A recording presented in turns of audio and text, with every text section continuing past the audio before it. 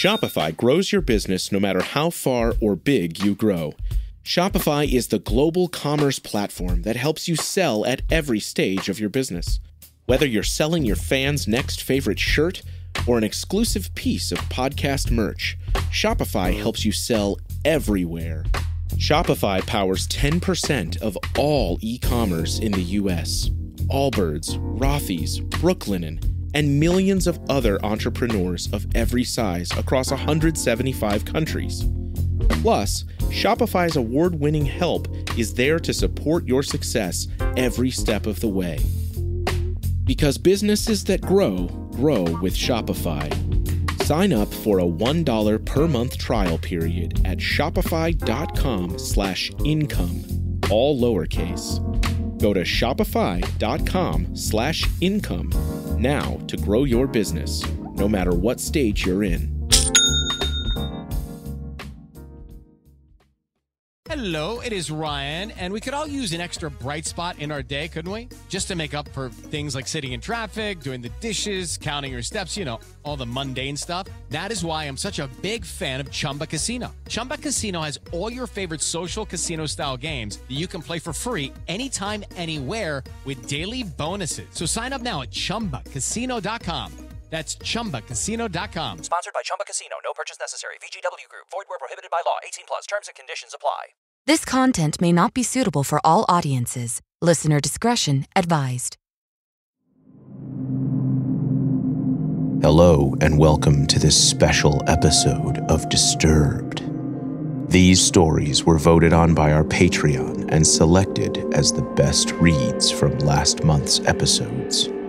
If you want to weigh in for next month's best of, join the Patreon at the link in the description. Without further ado, let's get to our first story. First, a story narrated by Dallas Stark from Reddit user DazzlingStaff2498. It wasn't my cat.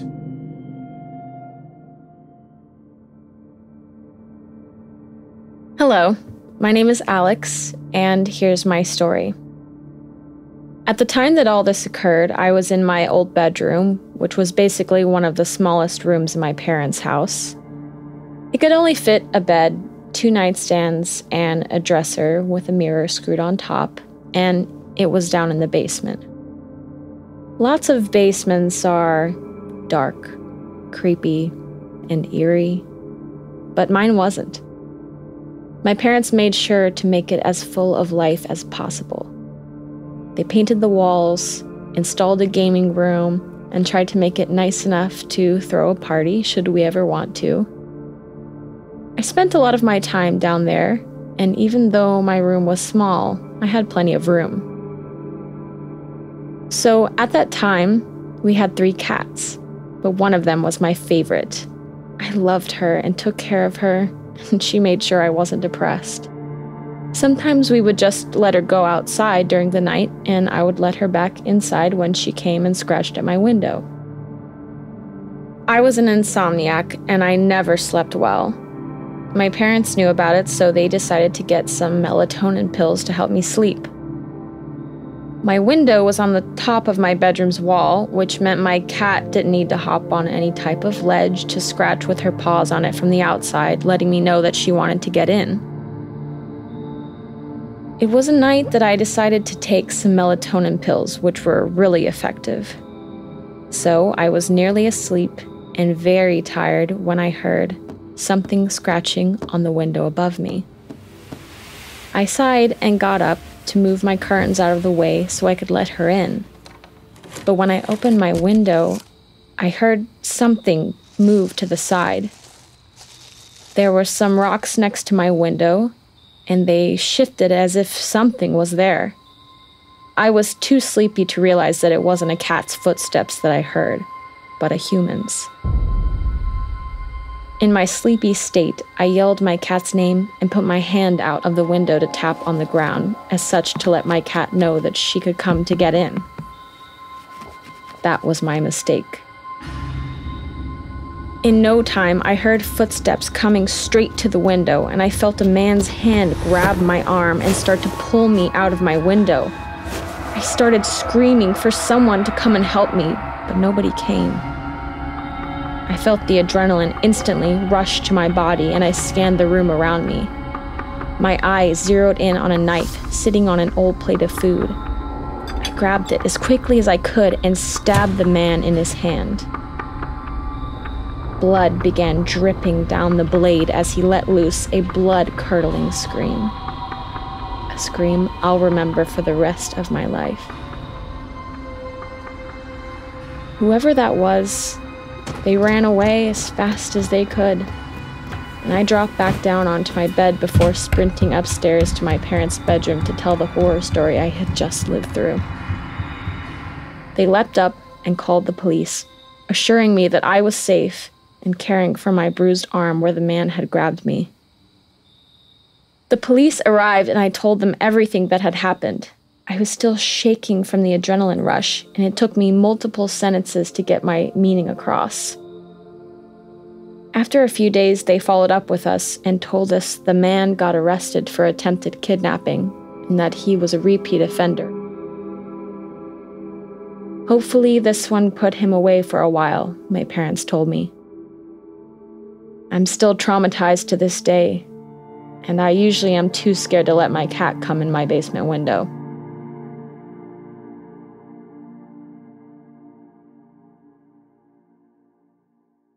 Our next story is told by our own Elizabeth Flood.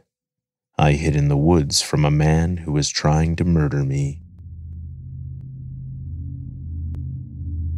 I decided to go on a date with a girl named Lex. We've been talking for the better part of a year, and her coworker invited us and her roommate Kyle to a party. We had a blast at the party, and it was going super well. On our way back, Kyle drove his car in front of us while we took her motorcycle and followed him, taking a back road through the woods. Then, out of nowhere, Kyle randomly turned into a parking lot. We followed him and found him passed out in the driver's seat. We had no idea that he was that drunk. Lex tried to wake him up, and that's where everything went wrong. When Lex opened his door to wake him, he got out of the car and just started attacking her. He was really trying to beat the shit out of her, punching her and throwing her around the parking lot. I ran over and pulled him off of her as I started hitting him back. This guy had to be 6'2", and I'm 5'3". I was putting up a good fight until he knocked me to the ground. He got on top of me and wrapped his hands around my throat, trying to strangle me. He even took a handful of my hair and bashed my face into the pavement repeatedly. I was fully panicking and fighting back harder than ever. I thought he was going to kill me. I finally landed a punch square in his temple, which sent him reeling. He stood up, bleeding all over me, and said, "I'm going to fucking kill you." Lex picked me up from the ground and just screamed, "Run!" And we sprinted in opposite directions. She ran to the road while I ran into the woods. Kyle followed me, but lucky for me, I was faster than him. After running as hard as I could through the trees, I found a place to hide and catch my breath. I could hear him walking around saying, "Oh, Gabby, come out wherever you are. I'm gonna fucking kill you." I was crawling away from him on my hands and knees, trying not to make too much sound on the forest floor. I managed to get far enough away that I couldn't hear him anymore. Meanwhile, Lex had run down the road until she saw a car and flagged down the driver to call the cops. They found me, hiding in the woods, and they arrested Kyle, and he will be doing time. They took us to the hospital, and the doctors found that Kyle had broken Lex's jaw, and she'll likely need surgery. At first, the doctors feared that Kyle had fractured my skull, but I got a CT scan, and thank God I was only concussed. I don't know why Kyle attacked us. My theory is that he was jealous or something, but I have no concrete motive. It was terrifying how he completely flipped from how he was acting earlier that night at the party. Nobody would have guessed that he was capable of doing what he did to us. I'm so grateful to Lex for running down the road and finding someone to call the cops. She saved my life. You're listening to Disturbed. We'll be right back. Welcome back, listeners. Our next story is a reminder to trust your gut, even when you're a kid. And that stranger watching you play is not your friend. Narrated by Dallas Stark.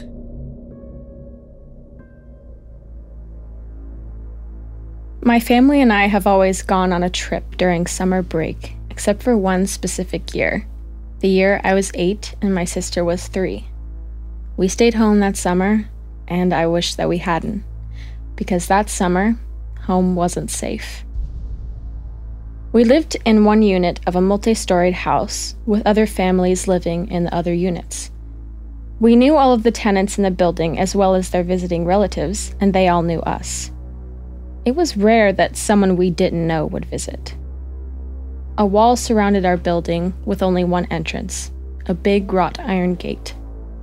Next to the gate was a small, old-fashioned window with a grill on it and a small opening at the bottom.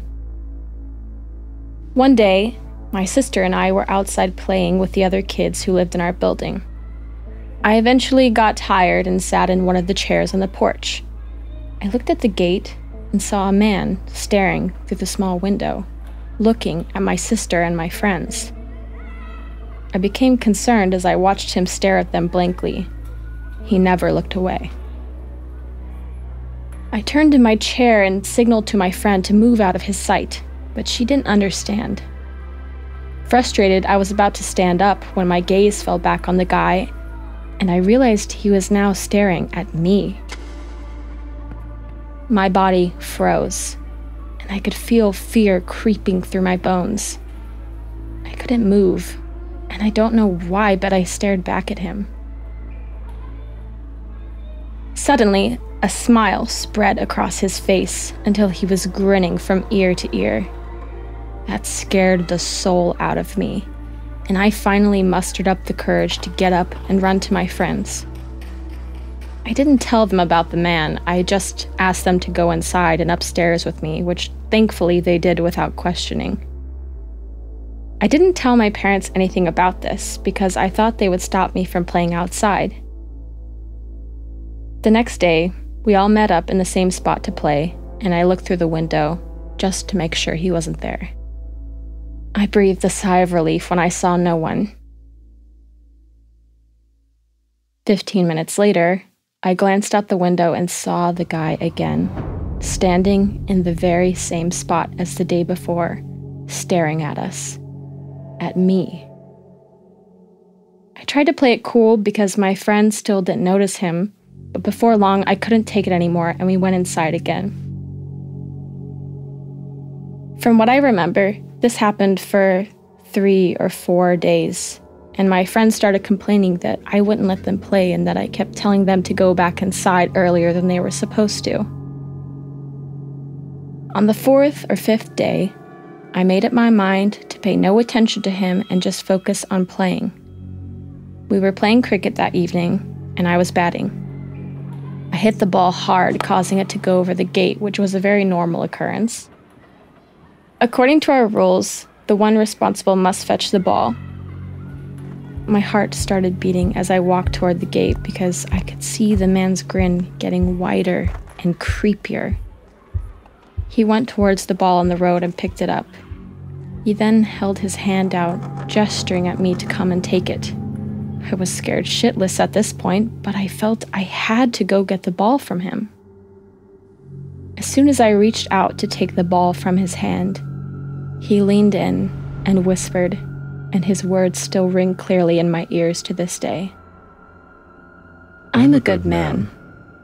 Look at the window when you go inside. I'll leave something for you." This sent shivers down my spine, and I ran away with the speed of light. When we were done with our cricket game, I saw him slide a piece of paper through the little opening under the window. Still grinning, he waved goodbye to me. As soon as he had left, I grabbed the paper and opened it. He had written his phone number and ordered me to call him at 2 o'clock sharp because he knew my parents would be asleep by then. He wrote that if I didn't call him, my friends' lives would be in danger. As an 8-year-old, I didn't know any better and believed his threat. So I called him on my mother's phone. He picked up the call, and I remained silent, too terrified to say a word. He said, "You're a good girl, just like I'm a good man. You should come live with me. Come outside, I'm waiting to pick you up." I went to the balcony, and he was actually there, standing by the gate, looking directly at me, waving and smiling. I couldn't take it anymore, so I started crying and disconnected the call. I ran inside and bawled my eyes out in my room. My crying did not wake my parents, so they remained unaware of the predator lurking outside our front gate.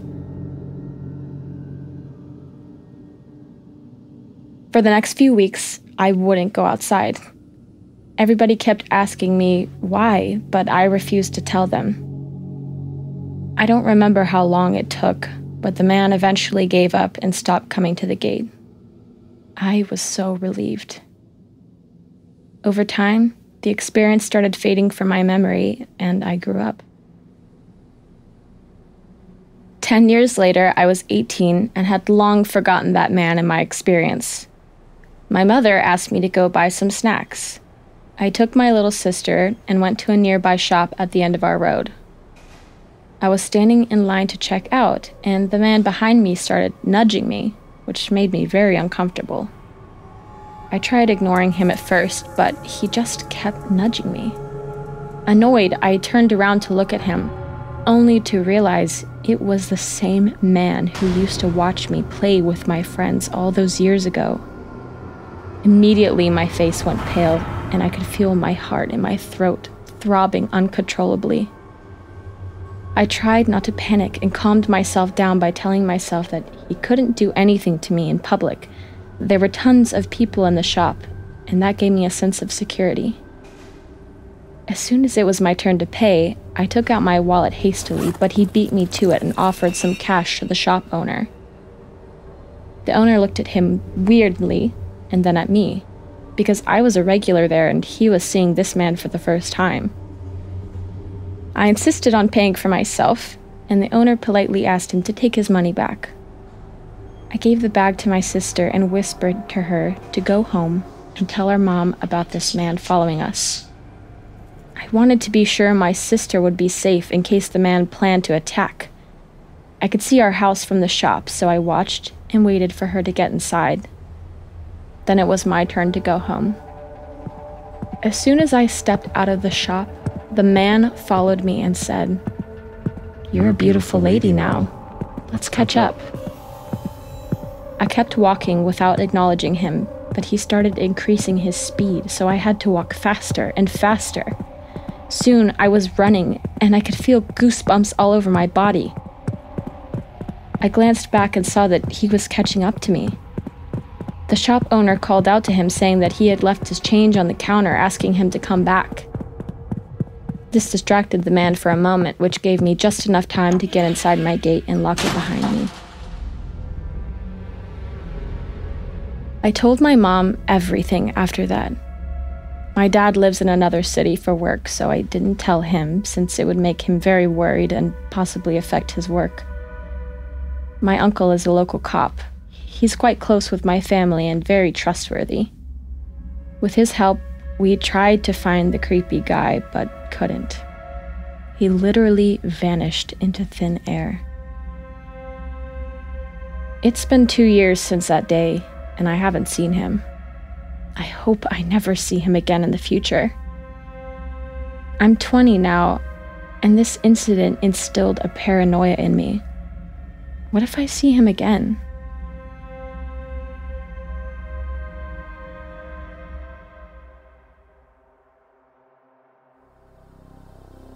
Want more Disturbed? Check out our Patreon for member-exclusive content, early merch access, and other cool perks. I'm your host, Doug Bailey, and this has been Disturbed, a production of Killer Podcasts and part of the Evergreen Network. For more paranormal and true crime shows, visit killerpodcasts.com. Follow our social channels at Disturbed Podcast on Instagram or Disturbed_pod on Twitter. If you enjoyed the show, please consider subscribing and reviewing on your favorite listening platform. Share your own true horror story at disturbedpodcast.com. Music by Epidemic Sound and by Carl Casey at White Bat Audio.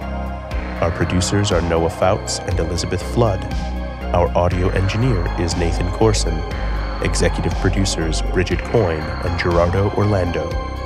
Until next time, stay safe out there.